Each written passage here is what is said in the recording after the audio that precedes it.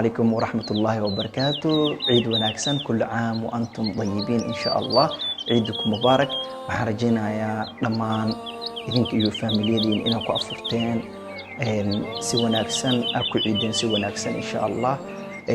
وحان جعليسان لها إرياب إنا إذن لهو maadaama aan ka soo baxnay bishii barakeysneed, bishii caafimaadka, bishii nafta, tarbiyada nafta iyo bishii maxaan ku dhahaa nolosha wax laga bedelay aan ka soo baxnay.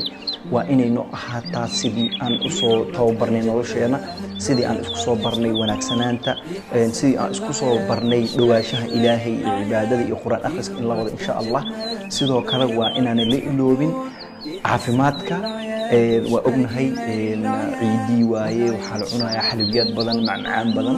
caafimaadkaaga markasta ka fikir. cunnada kugu caafimaadka badan aa is leedahay noloshaada oo wax kusoo siyaadinayso oo ku dhaabicaynin ku dadaal insha Allah.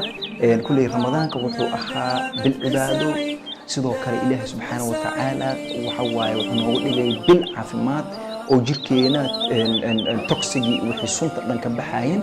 haddana yaanu ku celinin toxigii iyo wixii dietkeena aan ku jirno insha Allah. programyadeena nolol caafimaadna way idin soo socdaan. subscribe-ka ha iloobina, comment section-kana nagula wadaag fikradaada, asxaabtaadana la wadaag. mar labaad iyo mar saddexaad ciid wanaagsan.